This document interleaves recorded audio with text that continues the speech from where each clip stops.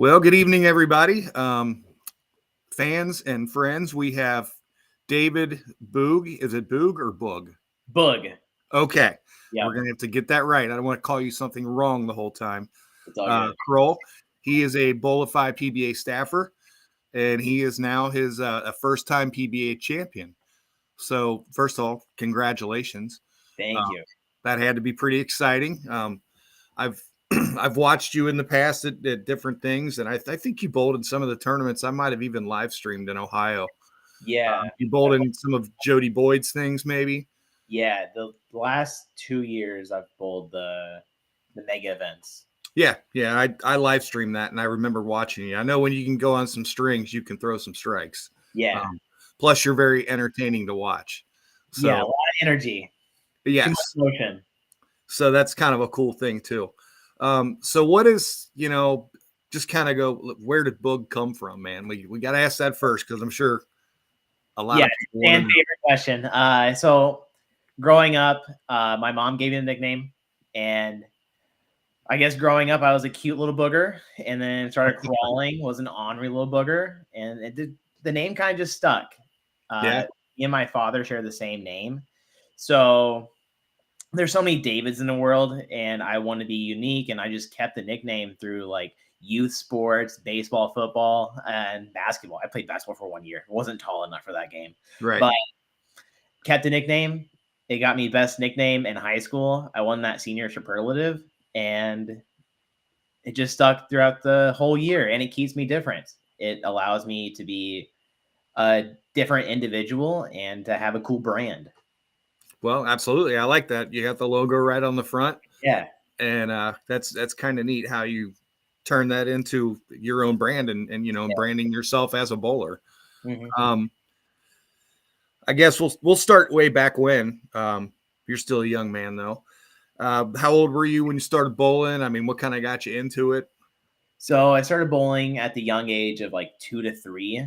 I would just go up to the bowling center and just get an open lane.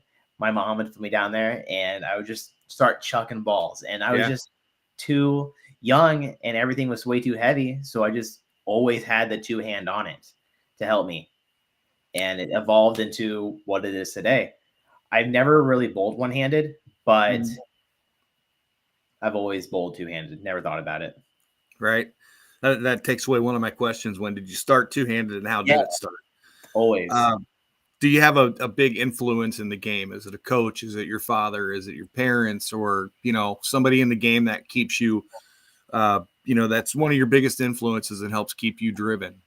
So, not sure if you knew Sean Swanson, but he was the local pro in Springfield. Okay. And I got a job at Andy B's, Battlefield Lanes back in the day. And I was just like some chunky CSR. Like I worked for the bowling center. He had his pro shop in that bowling center. Okay. And he taught me how to drill. He taught me layouts. He took me to that next level. And while he was dealing with his cancer, I ran both his pro shops in Joplin and Springfield here in Missouri. Okay. And just he taught me everything. It's nice. And I actually I personally made a post like about that, similar, about remembering where your roots are and what makes you tick today and who helped you get to where you are. And that's a great story right there. And that's what that post is all about. Yeah. Somebody in the crowd here wanted to know who you really want to bowl against, your top 3, who you'd really want to bowl against. I would love to bowl against like Belmo on TV. I think having some of that friendly competition. I love Kevin Williams. Right. Love to bowl him. And the last one, it could be anyone. Like I want to bowl Bill again. Just sure. that again. He took it well. Yeah, he was a good guy. The social media post that ran rampant a couple days after that happened of him standing in front of the little deli with the it was that Brooklyn sandwich or something. Yeah, it was a Brooklyn sandwich, and I was like, cool, they're in Phoenix, probably at some trendy restaurant. And then I went to First Watch here. I went and picked it up, and I saw the same sign. I'm like, cool, love that. Right. I thought it was kind of cute. And Bill's, I interviewed him not too long ago, and he's a first class guy. So yeah, he is. So somebody did ask, what made you play so far left on the show that day? And I've noticed two, not that just that show and the one before, it looked like the left lane on both shows. The left lane looked like it was blown up from the, almost from the get-go. Mm-hmm. So if somebody was curious what made you go that far left right away, it kind of looked like you almost had to. Yeah, so all week during qualifying, I started around like 10 to 15. By game one, I was starting at 15. Yeah. So my game plan was 15, start there. But when I saw Tim and EJ start at 20 and 24, that whole game plan went out the window. I was like, cool, I'm not going to get to 24 by game 3 like I've usually been doing. I'm going to be like game 6, 7 of like the match play. Right. 7. And I just didn't have anything on that left lane and just had to chase it that far left because the pattern hooked. Yeah. Middletown has like older HPL lane surfaces and they just hook in the front. So it's a hooking surface and it had a pretty hooking pattern, as far as it forces you in. Yeah. So I guess take me through the show a little bit.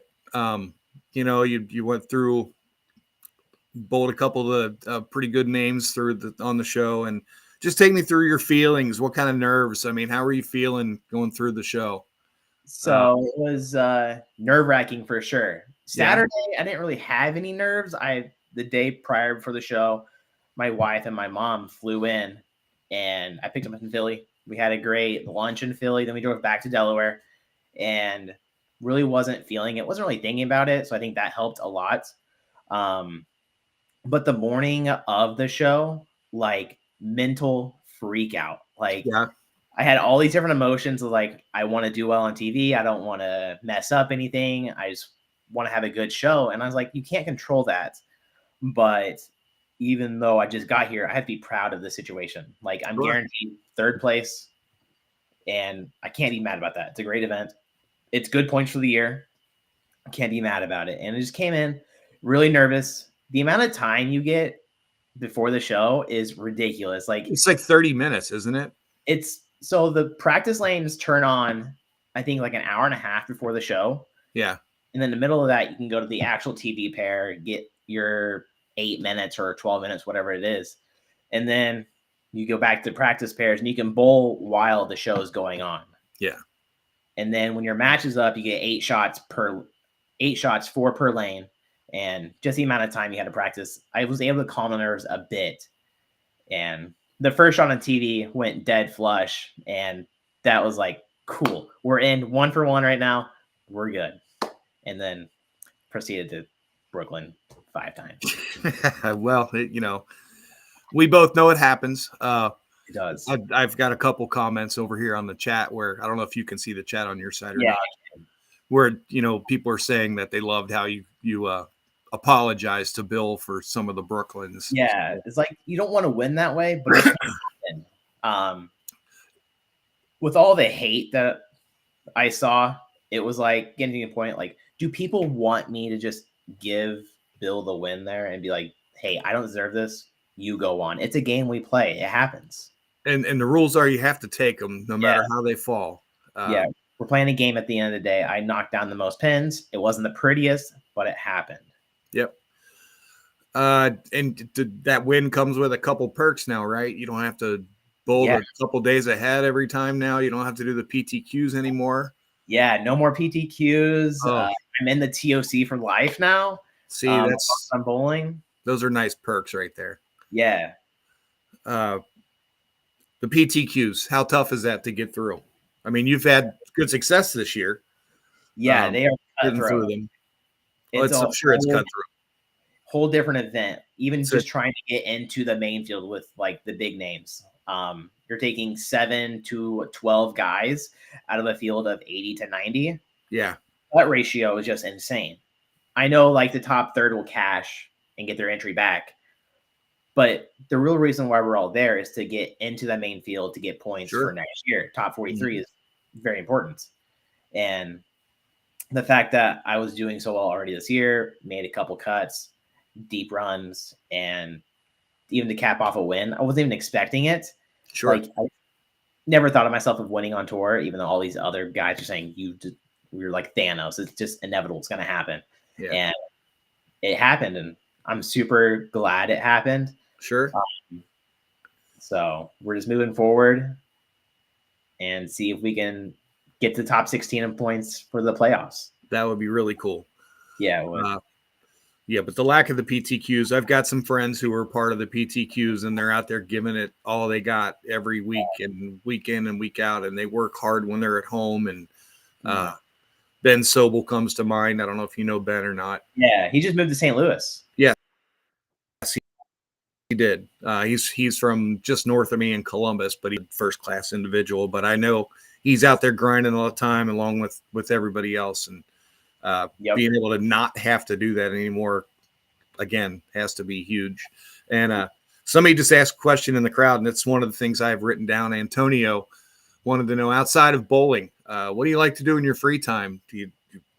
So I'm very much a homebody, so I like staying home and just like hanging out. Getting more into the handyman side. We're about to renovate our house. We've been here for 3 years, so that's another project that's going to happen. But besides that, I've gotten into pickleball. I'm not good by any means, but it seems like every Thursday I'm playing with a group of guys from work. Well, that's the big thing right now. I mean, there's big complexes being built for pickleball right now around the country. Yeah. We were on a cruise ship and they had pickleball. I'm like, what is going on? Right. It's like a combination between ping pong and tennis. I don't know how to put it any other way, but my wife said the same thing. She's like, what is pickleball that I keep hearing about? And then you got commercials where they're playing pickleball half the time on commercials, and I pause and it's like, that's pickleball. So a couple things. I mean, obviously your PBA titles got to be your biggest thing in your bowling career so far. Yeah. Can you pick out another time or two that, maybe could compare close to this? So all of last year was incredibly amazing. I won 3 regionals. 2 were back-to-back in the Southwest. And then I won one in the Midwest. And that's the event where I had 4 300s and averaged 259 for 16 games. That's insane. Yeah, it was insane. Yeah. That's a lot of fun too, though. Yeah. And then the bowling center that is owned, he's in Lebanon, which is about an hour from me. He just had it painted and has Parker Bone painted on it, Pete Weber, and my mug is painted on the outside of the building. How cool is that? It's insane. He just sent it to me today, and he called me. He's like, "You see what I sent you?" I was like, "Sure, let me look at this." And I saw, I was like, "Yo, that's me." Yeah, right on the same side with same paint with Pete and Parker. That's really cool. It was insane. Maybe someday, you never want to look too far ahead, but maybe someday you'll be, in the Hall of Fame guys like they are. I mean, you never know. That'd be insane. You're not playing the game to not win every time, right? Yeah, no. I don't want to really set like a Hall of Fame mindset and like I gotta win 10 times. I gotta have 2 majors. I just want to be able to live comfortably and enjoy what I do. I don't really have anything else. Like I just want to be happy doing what I do, and bowling is that.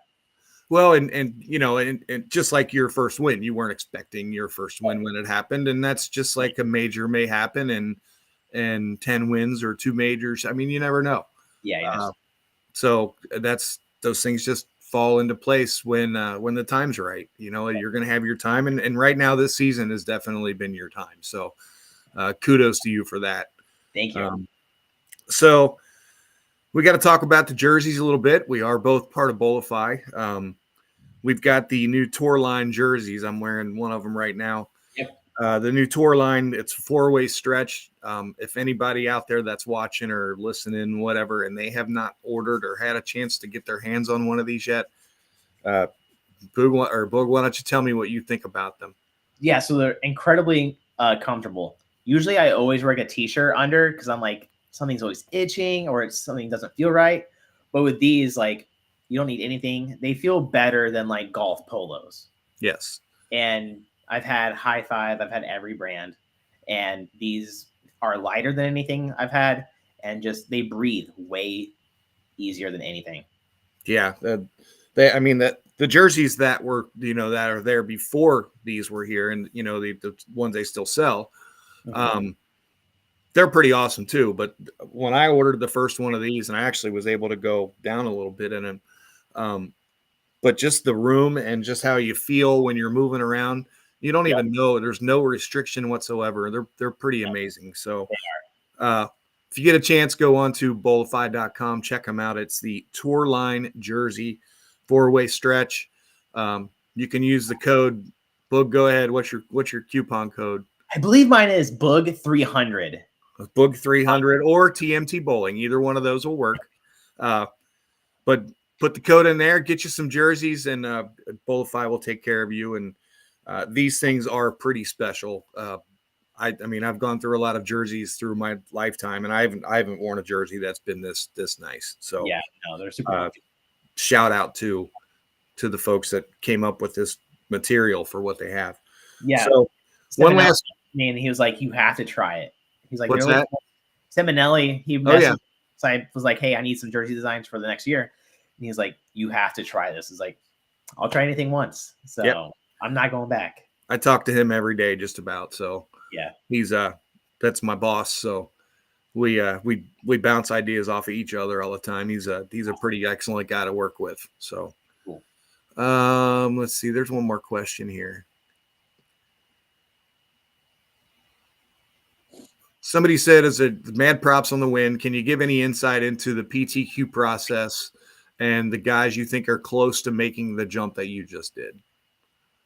So the whole process is a mad sprint. Like, it's 7 games. You have to be in the top 10 or 11 to make it to the field. You really cannot afford a bad game in those fields. And it's just the hardest thing for newcomers to come into this game. And it's really rough. That's all I can say. It's rough. It's cutthroat. And I've been lucky enough to make out of every one of them except for Anderson. I didn't. I still caught a check. I got my money back, but it's just hard. And the guys you think are close to making a jump, of course, like Cortez is going to be there. He's there often. Timmy Tan, he's there. He's got game. Yeah, he's good. Yes. And just a couple other guys like Ben, if he keeps at it, he's going to be there. Yeah.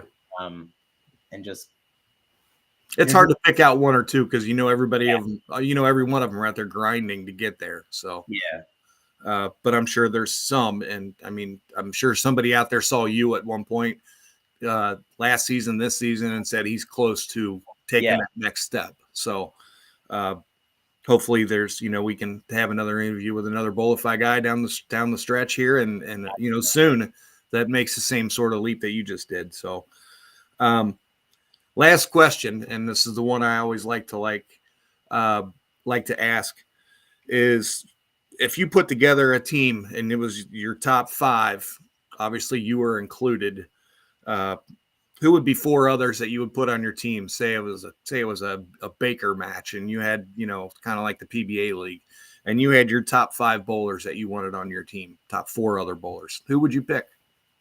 So you got to go with the GOAT, Belmo. Yeah. Then I need a left-hander. So I'm going to do Kevin. He's my ball rep. Right. Of course, myself. Number 4, I want some knowledge. Another left-hander, so probably Parker. Okay. And then I think, man, it's tough, isn't it? It is tough. There's so many names that can go in there. Yeah, there are. I could probably go a couple routes, but probably Dino. Just like that'd be kind of cool. Yeah, I think Dino. That would be a fun team for sure. That would be an entertaining team for sure. Oh, yeah, sure. Kevin actually sat in with me at the live stream last year. I'll be up there again this year in June. Okay, but he actually sat in with me for a little while up there, and he was a trip to sit there and talk to. Yeah, that was a blast. So, if there's anything you want to share with the crowd, anything you want to share to the kids that are trying to come up in bowling, and kind of give them a little insight what they're looking forward to. Yeah, just for everyone like that wants to try the tour, start with the PBA regionals. They have a very good program with the RPI, where the top 12 bowlers in your region make it to Vegas for a free event. It's completely free. You just got to pay your way there, and the prize fund is really good. Get your feet in that, and like just don't get discouraged whenever you fail. Learning like the regionals and the tour are completely different, and they're whole different animals. Like what you learn on tour and regionals, 100% different. The moves are way different, and the best learning process is just coming out here on tour and trying through the PTQs. Just don't be worried about failing, because you are. Like I failed for 3 or 4 years, even 5 years maybe, and you're gonna lose money. It's awful. Like I came back to a full-time job even this week, and it's just rough. So yeah, don't be afraid to fail.